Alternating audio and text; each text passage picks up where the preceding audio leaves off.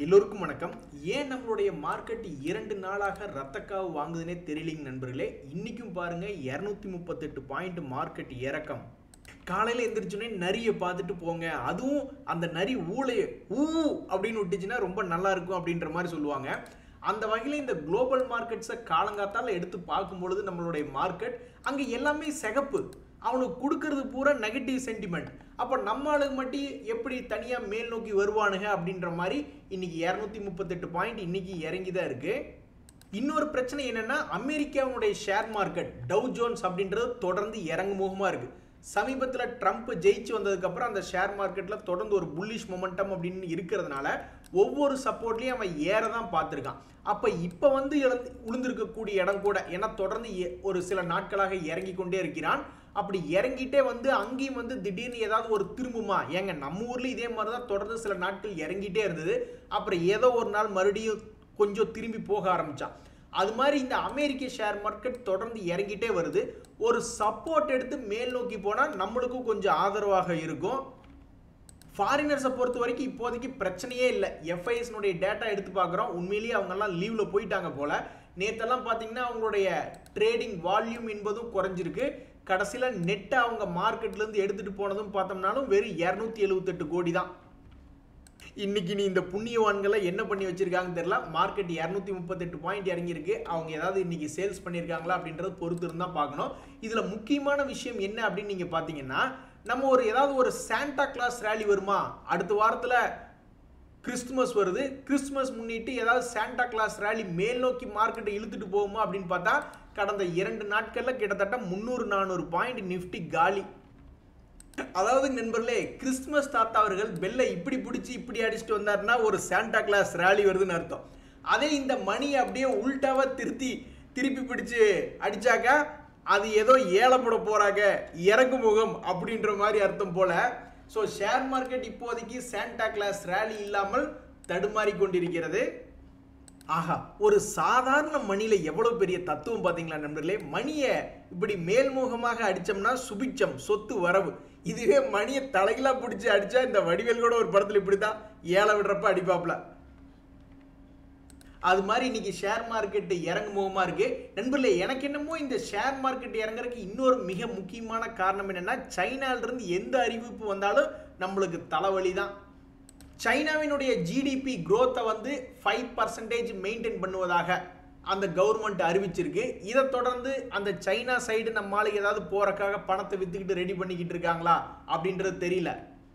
எப்படி பார்த்தாலும் share market நம்மளை பார்த்து என்ன கேட்குன்னா, அதான் கீழே இருந்து கிட்டத்தட்ட ஒரு 1000 பாயிண்ட்டுக்கு மேலே ரெக்கவரி ஆனதுல கொஞ்சோண்டு ப்ராஃபிட்டை நீ புக் பண்ணிக்க வேண்டியதானே. அப்புறம் மறுபடியும் புக் பண்ணிட்டு மறுபடியும் வேற ஏதாவது ஒரு ஷேர்ல ஏறி வந்த ஷேர்களில் லாபத்தை புக் பண்ணிட்டு ஏதாவது இறங்கி கிடந்ததுன்னா அப்போ போர்ட்ஃபோலியோ நீ ரீபேலன்ஸ் பண்ண வேண்டியதானே அப்படின்ற மாதிரி தான் ஷேர் மார்க்கெட் நம்மளை பார்த்து கேட்கும். இப்போதைக்கு என்னை பொறுத்த வரைக்கும் எனக்கு ஷேர் மார்க்கெட்டில் பயம் இல்லை. ஏன்னா பழைய லோ அப்படின்றது ஒரு மாதத்துக்கு முன்னாடி வந்து 23,200 அப்படின்னு காமிச்சிட்டு மேலே வந்துடுச்சு. இனி மறுபடியும் அந்த 23,200க்கு கீழே போனாதான் எனக்கு பயம் என்பது வரும். அப்படி ஒரே நாள்ல 1000 பாயிண்ட் 2000 பாயிண்ட் இறக்கி விடுறதுக்கு கரடிகளுக்கு என்ன அவ்வளவு பெரிய வலிமை இருக்கா இல்லை அப்படின்ற மாதிரி தான் என்னுடைய புரிதல். ஏன்னா யூஎஸ் ஃபெட்டினுடைய மீட்டிங் வேற வருது. அது வரும்பொழுது ஏதாவது ஒரு மாற்றம் வரும் அப்படின்ற மாதிரி நான் யோசிச்சுட்டு கொண்டிருக்கேன். நண்பர்களே, ஐபிஓக்களை பொறுத்த வரைக்கும் உங்க எல்லாத்துக்கும் பணம் கொடுத்து சந்தோஷத்தை கொடுக்க வாழ்த்துக்கள். யாருக்கெல்லாம் சமீபத்தினுடைய ஐபிஓக்கள் கிரே மார்க்கெட் பிரீமியம் அதிகமாக காட்டப்பட்ட ஐபிஓக்கள் யாருக்கெல்லாம் கிடைச்சிருக்கோ அவங்களுக்கெல்லாம் அந்த கிரே மார்க்கெட் பிரீமியம் காமிச்ச மாதிரியே வந்து லிஸ்டிங் ஒரு 10%, 20%, 40% ப்ராஃபிட்ல வந்து நாளைக்கு லிஸ்டிங் ஆச்சுன்னா ரொம்ப மகிழ்ச்சியாக தான் இருக்கும். ஸோ நாளைய நாள் அருமையான நாளாக விடிய வாழ்த்துக்கள். கண்ணு முழிச்சு பார்க்கும்பொழுதே காலையில் 10 மணிக்கு ஷேர் மார்க்கெட்டில் அலாட்மெண்ட் ஆன பங்குகள்லாம் 20%, 40% எந்திரிச்சு ஆடணுமா? எவ்வளவு அம்சமாக இருக்கும் நண்பர்களே. இன்னைக்கு ஷேர் மார்க்கெட்டில் கவனிக்கத்தக்கக்கூடிய செக்டர் எதை ஏற்றி விட்டுருக்காங்க அப்படின்னு பார்த்தா ஃபெர்டிலைசர் செக்டர் ஏற்றி விட்டுருக்காங்க. எஃப்ஏசிடி எடுத்து பார்த்தாலும் ஒரு 4% பக்கம் ஏறி இருக்கு. ஜிஎஸ்எஃப்சி அப்படின்ற ஷேர் ஒரு 3% ஏறி இருக்கு. இந்த ஒரு வருஷத்தில் இன்னுமே இவன் பழைய ரேட் வரணும்னா 300 ரூபா பக்கத்தில் வர வேண்டியது இருக்கு. அதே மாதிரி நேஷனல் ஃபெர்டிலைசர் ஒரு 5% ஏறி இருக்கு. ஆர்சிஎஃப் ஒரு 4% ஏறி இருக்கு. அதே மாதிரி இந்த பரதீப் பாஸ்பேட் அப்படின்ற ஷேர் காலையில் நல்லா தான் இருந்தான். அவனுக்கு என்ன பிரச்சனையோ அவன் மட்டும் தனியாக கீழே இறங்கிக்கிட்டு இருக்கான். இவன்லாம் ஏறினதே போதும் அப்படின்ற மாதிரி தான் என்னுடைய மனநிலைமை. ஆல்ரெடி இந்த ஒரு வருஷத்துல இந்த பரதீப் பாஸ்பேட் மற்ற கம்பெனிகளை விடவும் நல்லா அருமையா ஒரு 57% ஏறி இப்போ கூட உச்சத்துல தான் இருக்கு. அதனால இன்னைக்கு அவன் லாபத்தை புக் பண்ணி கொஞ்சம் இறங்கினதுல தப்பில்லை. எது எப்படியோ இன்னைக்கு மார்க்கெட்ல எந்த செக்டர் ஃபோக்கஸ்ல இருக்கு அப்படின்னு பார்த்தீங்கன்னா ஃபெர்டிலைசர் ஸ்டாக்ஸ் ஃபோக்கஸ்ல இருக்கு. நேத்து பேப்பர் கம்பெனிலாம் ஃபோக்கஸ்ல இருந்தது, இன்னைக்கு மியாவ் அப்படின்னு சொல்லிக்கிட்டு இந்த ஃபெர்டிலைசர் ஸ்டாக்ஸ் எல்லாம் ஃபோக்கஸ்க்கு வந்திருக்கு. இப்போ மழை வருது அப்படின்னா ஃபெர்டிலைசர் ஸ்டாக்ஸுக்கு மட்டும்தான் உண்மையில மவுசா? என்னை பொறுத்த வரைக்கும் ஃபெர்டிலைசர் ஸ்டாக்ஸை விட இப்போல்லாம் பெஸ்டிசைட் ஸ்டாக்ஸுக்கும் அதிகமான மவுஸ் இருக்குதானே செய்யணும். ஒரு விவசாயிகிட்ட போய் கேட்டோம்னாக்கா ஃபெர்டிலைசரும் கிலோ கணக்கில் தான் போடுறோம் தம்பி, பெஸ்டிசைடும் கிலோ கணக்கில் தான் போடுறோம் தம்பி அப்படின்ற மாதிரி தான் சொல்லிட்டு கிடக்குறாங்க. அந்த வகையில் எத்தனையோ ஃபெர்டிலைசர் கம்பெனிகள் சந்தோஷமா சிரிச்சு விளையாண்டுக்கிட்டு இருக்கீங்கள, இந்த இந்தியா பெஸ்டிசைட்ஸ் அப்படின்ற கம்பெனி பாவம் இறங்குமா இருக்கு. ஒருவேளை எல்லாரும் ஆர்கானிக் ரிலேட்டடான விவசாயத்துக்கு போயிட்டாங்களே என்னன்னு தெரியல. இந்த ஒரு வருஷத்துலயே அது 50% நஷ்டத்தை ஏற்படுத்தி இருக்கு. 400 ரூபாய் இருந்த பங்கு இப்ப 200 ரூபாய் இருக்கு. அப்போ உன்னுடைய குவார்டர்லி ரிசல்ட் தான் என்ன தம்பி அப்படின்னு கேட்டாக்கா அவனுடைய ரிசல்ட்ல வளர்ச்சி இல்லை, இருந்தாலும் அவனுடைய லாபத்தை தக்க வச்சு நிறுத்தி வச்சுக்கிட்டு கொண்டிருக்கான். இதுல இன்னொரு முக்கியமான விஷயம் என்னன்னா பெரிய ஆளுகளுடைய ஹோல்டிங்ஸ் அங்க இல்ல. பெரிய ஆளுக இல்லைனாவே அந்த ஸ்டாக் கொஞ்சம் ஸ்லோவா தான் இருக்கும். பெரிய ஆளுக இருந்தாதான் ஏதாவது பல்க் டீல் அப்படிம்பாங்க, ஏதாவது ஆஃபர் ஃபார் சேலும்பானுங்க, அப்புறம் QIP அப்படி இப்படின்னு எந்தையாவது ஒரு நியூஸ் கொடுத்துட்டு இருப்பாங்க. ஸோ பெரிய ஆளுக யாருமே FIS DIS பெருசா ஹோல்டிங் இல்லை என்பதாலேயே இப்போ அவன் இந்த ஸ்டாக்லாம் ஏறாம இருக்கு. நண்பர்களே, இந்த மேன்கைண்ட் ஃபார்மா அப்படின்ற ஷேர்ல ஒரு நியூஸ் வந்திருக்கு. இந்த ஷேரை வச்சிருக்கிறவங்க எல்லாம் சாதாரணமா இந்த ஷேரை பத்தி நினைச்சுக்காதீங்க. இவன்லாம் வந்து இந்தியாவை பொறுத்த வரைக்கும் சேல்ஸ்ல பார்க்கும் பொழுது டாப் 4ல வர்றாங்களாம். அது மட்டும் இல்லாமல் இந்த கம்பெனியுடைய லாப பர்சன்டேஜ் எல்லாம் பார்த்தோம்னு வச்சுங்களேன், ஆப்ரேட்டிங் ப்ராஃபிட் மார்ஜின்லாம் கிட்டத்தட்ட 30% எல்லாம் வைக்கிறாங்க. அப்போ இதில் என்ன ஒரு நியூஸ் அப்படின்னு பார்த்தீங்கன்னா கிட்டத்தட்ட 3000 கோடி அவங்க ஃபண்ட் ரைஸ் பண்ணுறாங்க. இது அப்படியே ஒரு வேளை தொழிலில் போடுறாங்கன்னு வச்சுங்க, வருஷத்துக்கு 30% லாபம்னாலும் கிட்டத்தட்ட 3-4 வருஷத்துலேயே அந்த பணத்தை சம்பாதிச்சிருவாங்க 3000 கோடி அப்படின்றது. அப்போ இந்த மேன்கைண்ட் ஃபார்மா அப்படின்ற இந்தியாவில் 4வது பெருசாக டொமஸ்டிக் சேல்ஸில் 4வது பெருசாக இருக்கக்கூடிய இந்த கம்பெனி இந்த ஒரு வருஷத்துல ஆல்ரெடி 1900 ரூபாய் ரேஞ்சில இருந்து 2700 ரூபாய் வந்துட்டான். இந்த செய்தி இவனை தொடர்ந்து மேற்கொண்டு மேலே போச்சுன்னா அவங்களுக்கு சந்தோஷமா தான் இருக்கும். இன்னைக்கு மார்க்கெட் ஒரே வீழ்ச்சிங் நண்பர்களே. இருந்தாலும் இறங்குற கழுதையெல்லாம் இறங்கட்டும், ஆனா மேலே வந்துட்ட குதிரையை நான் விற்கிறேன் அப்படின்ற மாதிரி ஒரு ஷேர்னுடைய எக்ஸாம்பிள் பார்த்தீங்கன்னு வச்சுங்களேன், இந்த கொஸ்கார்ப் தான். சமீபத்தில் இந்த ஷேர் வந்து 2023 மிக அழகான ஒரு ட்ரெண்டிங் கிளி, இப்படி ஒரு அருமையான அம்சமான ட்ரெண்டிங் கிளி நான் பார்த்ததே இல்லை. ஸோ சமீபத்தினுடைய 2023 300 ரூபாயிலிருந்து ஆல்மோஸ்ட் 900 ரூபா 150% மேலே சம்பாரிச்சு கொடுத்துருக்கான். இப்போ கூட வந்து பார்த்தீங்கன்னாக்கா இன்னைக்கு மார்க்கெட்டினுடைய எழுச்சியில் சமீப காலத்தில் பார்க்கும்பொழுது அவனுடைய லோலேருந்து கிட்டத்தட்ட 15% ஏறிட்டான். ஸோ ஷேர் மார்க்கெட் என்பது நல்ல லாபத்தில் இருக்கிறத கொஞ்சம் ப்ராஃபிட்டை புக் பண்ணிட்டு எவனாவது கீழே கிடந்தானா இன்வெஸ்ட்மெண்ட் பண்ணி இது போன்ற ஒரு விளையாட்டுகள் விளையாண்டாக்கா ரொம்ப அருமையாக தான் இருக்கும். அதுக்கு ஒரு உதாரணம் தான் இந்த கொஸ்கார்ப். ஆனால் இந்த மாதிரி 150% 200% லாபம் பிடிக்க யாருனாலையுமே முடியாது அப்படின்ற மாதிரி தான் நான் நினைக்கிறேன். எல்லாருமே தான் இந்த ஷேரை 2023 கொஸ்கார்ப்னு சொல்லிட்டு கிடந்தோம். கடைசியில் பார்த்தா அவன் 300 ரூபாயிலிருந்து 1000 ரூபாய் வரைக்கும் வந்திருக்கான். யாருனால பிடிச்சிருக்க முடியும்? அதில் ஒரு நண்பர் வந்து ஸ்பெல்லிங், அதாவது கிராமட்டிக்கல் எரர், ப்ரொனவுன்சியேஷன் எரர் சொன்னார். தியாகு அது கொஸ்கார்ப் இல்லைங்க குஸ்கார்ப் அப்படின்னார். அந்த பேர் எனக்கு பிடிக்கல. பேர் மட்டும் முக்கியம் இல்லை, அவன் என்ன செயல்பாடு அப்படின்றத முக்கியம். ஆக அந்த வகையில் இந்த கொஸ்கார்ப் 1000 ரூபாய் வந்திருக்கான் 300 ரூபாயிலிருந்து. சில ஷேர்களினுடைய வேலையே இதுதானா அப்படின்ற மாதிரி யோசிக்க வைக்கக்கூடிய சில ஷேர்கள் தான் இப்போ பார்க்க போகிறோம். 5 ஸ்டார் அப்படின்னு ஒரு ஷேர். இந்த 5 ஸ்டார் பிஸ்னஸ் ஃபினான்ஸ் அப்படின்ற ஷேர் வந்து சமீபத்தில் கூட அவனுடைய முக்கியமான லோ அப்படின்ற ரேஞ்ச் வரும் பொழுது ஒரு 30% ஏறுறது, அல்லது ஒரு 25% ஏறுறது, அல்லது ஒரு 15% ஏறுறது அப்படின்ற அடிக்கடி இந்த வேலையை பண்ணிட்டு இருக்கான். அதுல இந்த 2024 பார்த்தீங்கன்னாக்கா பல முறை அந்த மாதிரி வேலையை பண்ணியிருக்கான். இப்போ கூட சமீபத்தில் இந்த 2 நாட்களில் என்ன நடந்தது அப்படின்னு பார்த்தீங்கன்னா இந்த 5 ஸ்டார் அப்படின்ற ஷேர் ஆல்மோஸ்ட் 20% பக்கம் 600 ரூபா ரேஞ்சிலேருந்து 734 ரூபா அப்படின்ற மாதிரி வந்துட்டான். தொடர்ந்து மேல் நோக்கி போறானா அல்லது கீழே விழுந்துட்டு மறுபடியும் போறானா அப்படின்றது தெரியல. அதே மாதிரி தான் இந்த GSFC அப்படின்ற ஷேர், அவனும் வந்து சமீபத்தில் இந்த 2024 ஒவ்வொரு லோக்கல்ல இருந்தும் மேலே போறதுக்கு தான் முயற்சி செஞ்சான். அந்த வகையில் இப்போ கூட பாதி கிணறு தாண்டிட்டான். ஒரு 190 ரூபாய் ரேஞ்சில இருந்து இப்போ 224 ரூபா அப்படின்னு வந்துட்டான். இன்னும் தொடர்ந்து மேல் நோக்கி ஏறி பழையபடி ஒரு 300 ரூபா வந்துட்டா ரொம்ப மகிழ்ச்சியா இருக்கும் GSFC. நண்பர்களே, முக்கியமான விஷயம், US ஃபெட்டினுடைய மீட்டிங் இந்த வாரத்தில் இருக்கு. ஸோ கடைசி 3 நாட்களை மார்க்கெட்டில் போட்டு வாட்டி வதைப்பாங்களா அப்படின்னு பார்த்துக்கிட்டு இருந்தா இந்த வச்சுக்க அப்படின்ற மாதிரி இந்த வாரத்தின் முதல் 2 நாட்கள்லயே அது மாதிரி பெரிய ஒரு மூவ்மெண்ட் 400-500 பாயிண்ட் அப்படின்றது கொண்டு வந்துட்டாங்க. இனி அடுத்த 3 நாட்கள் எப்படி இருக்கும் அப்படின்ற மாதிரி தெரியல. இந்த சமயத்தில் முக்கியமான விஷயம், அந்த யூபிஎல் லிமிடெட் அப்படின்ற ரைட்ஸ் இஷ்யூ இன்னையோட க்ளோஸ் ஆகுது.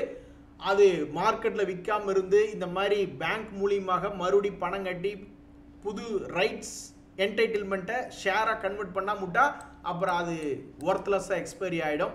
இந்த ஃபேட்சமோர் அப்படின்னு ஒரு ஷேர், யாரு சாமி நீங்க அப்படின்ற மாதிரி பெருசாக கேள்விப்படாத ஷேர் இன்னைக்கு 17% ஏறி இருக்கான்.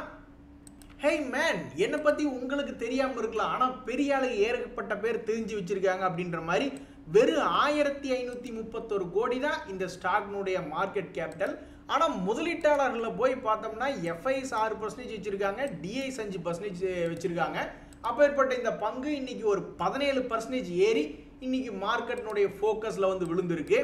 கேஎஸ்எல் அப்படின்ற ஒரு ஷேர், அவனு இன்னைக்கு நல்லா மேல் நோக்கி ஏறி வந்திருக்கான். ஆனால் அதில் எஃப்ஐஸ்னுடைய குவான்டிட்டி லேட்டஸ்ட் குவார்ட்டரில் கொஞ்சம் குறைஞ்சிருக்கு. ஸோ இந்த கல்யாணி ஸ்டீல்ஸ் யாரெல்லாம் வச்சுருக்காங்களோ அவங்கெல்லாம் ஜாலியாக கால் மேலே கால் போட்டுக்கு வந்திருப்பாங்க. ஏன்னா இன்னைக்கு அது 15% ஏறி இருக்கு. முதலீட்டாளர்கள்லையும் பெரிய ஆளுக இதெல்லாம் ஹோல்டு பண்ணிக்கிட்டு இருக்காங்க. எஃப்ஐஸ் அவங்களுடைய ஹோல்டிங் பர்சன்டேஜை மார்ஜினலாக இந்த தடவை கொஞ்சம் குறைச்சிருக்காங்க. இருந்தும் இந்த பங்குனுடைய ப்ரைஸ் மூவ்மெண்ட் என்பது உச்சிக்கு வந்திருக்கு. இதெல்லாம் ஒரு வரப்பிரசாதம்.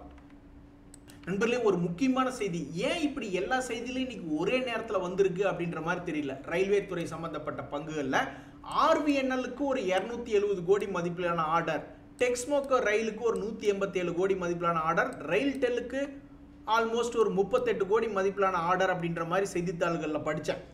அப்போ இதெல்லாம் ஏன் ஒரே நேரத்தில் வெளியிடுறாங்க அப்படின்றது தெரியல. இம்பேக்ட் 100% பட் ரிசல்ட் 0% அப்படின்ற மாதிரி இந்த ஆர்விஎன்எல் பெருசாக, ஏன்னா மார்க்கெட்டே இன்னைக்கு ரொம்ப ஸ்லோ, அதனால் ஏறின ஸ்டாக்கையும் பிடிச்சி கீழே இறக்கி விட்டாங்க. ஆர்விஎன்எல் ஃப்ளாட்டு தான், ரயில் டெல்லும் ஃப்ளாட்டு தான். இந்த டெக்ஸ்மோக்கை வேணால் ஒரு 2% அப்படின்னு இந்த நியூஸ்னுடைய இம்பேக்டாக மார்க்கெட் மிகப்பெரிய அளவில் சரிவிருந்தாலும் இந்த ஸ்டாக்குலாம் கொஞ்சம் ஓரளவுக்கு பரவாயில்ல அப்படின்ற மாதிரி இருக்கு. ஜிஎம்ஆர் ஏர்போர்ட் ஷேர் யாராவது வச்சிருக்கீங்களா? உங்களுக்கு ஒரு சந்தோஷமான செய்தி, அவங்களுடைய பேசஞ்சர் டிராஃபிக் ஒரு 14% இன்க்ரீஸ் ஆயிருக்கு அப்படின்ற மாதிரி ஒரு செய்தி வருது. நண்பர்களே, இந்த செய்தியை சாதாரணமாக நினச்சிக்காதீங்க. கெயில் இந்தியா அப்படின்ற ஷேருக்கு அப்படின்ற கம்பெனிக்கு கத்தார்லேருந்து எல்என்ஜி சப்ளை பண்ணுற ஒரு ஆர்டர், ஒரு கான்ட்ராக்ட் அப்படின்றது முடிவாயிருக்கு 5 வருஷத்துக்கு. இதில் ஒரு முக்கியமான விஷயம் என்னென்னா, இதுக்கு முன்னாடி இப்படி தான் பெட்ரோநெட் எல்என்ஜி அப்படின்ற ஷேர் சரசரன்னு கீழே வந்துட்டான். ஏன்னு கேட்டால் இதே மாதிரி தான் கத்தாரில் இருக்கக்கூடிய அவங்களுடைய ஆர்டர் ரெனியூ பண்ணுவாங்களோ இல்லையோ அப்படின்ற மாதிரி யாரோ பொருளை கிளப்பி விட்டாங்க.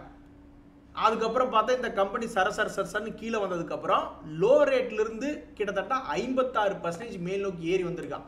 அந்த வகையில் இந்த கெயில் இந்தியா அப்படின்ற ஷேர் வந்து மேல் நோக்கி தொடர்ந்து ஏறி வந்துச்சுன்னா ரொம்ப மகிழ்ச்சி தான். சமீபத்தில் இந்த ஷேர்னுடைய ஒரு வருஷம் ரிட்டர்ன் அப்படின்றது ஓரளவுக்கு பாசிட்டிவாக 38% இருக்குது. ஆனால் கடந்த ஒரு மாதத்தில் பார்க்கும் பொழுதோ அல்லது 6 மாதத்தில் பார்க்கும் பொழுதோ அவனுடைய ரிட்டர்ன் என்பது குறைஞ்சிருக்கு. மறுபடியும் 200 ரூபாயிலிருந்து இந்த நியூஸை சாக்கா வச்சுக்கிட்டு ஒரு 240 ரூபா, ஒரு 20% ஏறி வந்துச்சுன்னா ரொம்ப மகிழ்ச்சியாக இருக்கும். இந்த இவ்வளோ பெரிய நியூஸுக்கு ஒரு நல்ல ஒரு திருப்பு முனையாக இருக்கும். ஆஹா, இவரை போல் ஒருவர் உண்டோ அப்படின்ற மாதிரி இந்த லெமன் ட்ரீ அப்படின்ற ஷேர் என்ன பண்ணியிருக்கான் தெரியுங்களா? அப்படியே ஒரு ஏற்றம், எவ்வளவு இறங்கினானோ அவ்வளவை அப்படியே திருப்பி 110 ரூபா ரேஞ்சிலிருந்து 153 ரூபா, மிக அருமையான ஒரு ராக்கெட்டை மேலே விட்டது போல அருமையான ரெக்கவரி. நாம் எல்லாருமே என்னங்க ஆசைப்படுறோம், நீ இறங்கு, நான் வேண்டாங்களே, என் போர்ட்ஃபோலியோவில் ஒரு ஷேரை எடுத்தீங்கன்னா எல்லாரும் கீழே பார்த்த மாதிரி குதிச்சிடுறீங்க, கடப்பாறை நீச்சல் போடுறீங்க, பரவாயில்ல, இட்ஸ் ஓகே. பட் மார்க்கெட் ஏறி வரும்பொழுது அப்படியே திரும்பி உன்னுடைய பழைய உச்சத்தை தொட்டால் எவ்வளவு மகிழ்ச்சியாக இருக்கும்.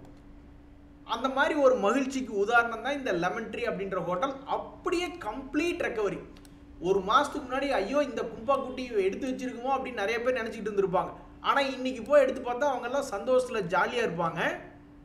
நண்பர்களே, இன்னைக்கு ஃபெர்டிலைசர் குரூப்ஸ் ஒரு மாதிரி மேலே ஏற்றிக்கிட்டு இருக்காங்க. அதுதான் இன்னைக்கு ஃபோக்கஸில் இருக்குது. அந்த குரூப்பில் ஒரு பங்கு தான் இந்த ஆர்சிஎஃப். இதுக்கு முன்னாடியெல்லாம் ஒரு குறிப்பிட்ட சப்போர்ட்லேருந்து 2 முறை ஏறி இருக்கா சமீபத்திய இந்த ஒரு வருஷத்தில். இந்த முறையும் அதே மாதிரி ஒரு 140 ரூபாயிலிருந்து 180 ரூபாய்க்கு வரைக்கும் வந்திருக்கக்கூடிய இந்த பங்கு தொடர்ந்து மேல் நோக்கி ஏறி ஒரு 300 ரூபா வருமா, பணத்தை ஓரளவுக்கு நல்லா பெரிய அளவில் லாபம் சம்பாரிச்சு கொடுக்குமா அப்படின்ற மாதிரி இந்த ஷேரை வச்சிருக்கிறவங்க பார்த்துட்டு இருக்காங்க. அவங்களுக்கு எப்படி கடந்த ஒரு வருஷத்தில் இந்த மாதிரி ஒரு சூழ்நிலை நடந்ததோ மறுபடியும் 3வது முறையாக அவங்களுக்கு ஒரு வெற்றி கிடைக்க வாழ்த்துக்கள். இந்த பெர்சிஸ்டன்ட் அப்படின்னு ஒரு ஷேர், இவனை சமீபத்தில் பார்க்கவே இல்லை, நீ பார்த்துட்டு போனாலும் பார்க்காம போனாலும் நான் உன்னை பார்த்துக்கிட்டு தான் இருப்பேன் அப்படின்ற மாதிரி இந்த ஷேர் பறந்து போயிட்டான். இதுக்கு முன்னாடி இந்த ஷேர்லாம் 3600 ரேஞ்சில் ஒரு நியூஸ் ஒன்று கவர் பண்ணியிருந்தோம். இந்த மாதிரி ஒரு 21 டேஸ் மூவிங் ஆவரேஜை அது தாண்டுது அப்படின்ட்டு ஜூன் மாதத்தில். அதுக்கப்புறம் இப்போ எடுத்து பார்த்தா அவன் வாழ்க்கையினுடைய உச்சத்தில் இருக்கான். எல்லாருமே இப்படி இருந்ததில்லை. ஷேர் மார்க்கெட்டில் 4000 6000 ஷேர் இருக்குது. அதில் எவனாவது இப்படி ஒரு 10-40 பேர் இப்படி மேலே ஏறுறாங்க. அதில் இந்த பர்சிஸ்டன்ட் சிஸ்டம்ஸ் அப்படின்ற ஷேரு ஒன்று. இன்னைக்கு ஒரு முக்கியமான விஷயம் என்னன்னா, ஒரே குழப்பமாக இருக்கிறது அப்படின்ற மாதிரி இறங்கியிருக்கக்கூடிய பெரிய பெரிய ஷேர்கள் எடுத்து பார்க்குறேன். ஒன்றும் பெருசாக இறக்கம் இல்லை. ஒரு 3% 2% இப்படி தான் இறங்கி கிடக்கு.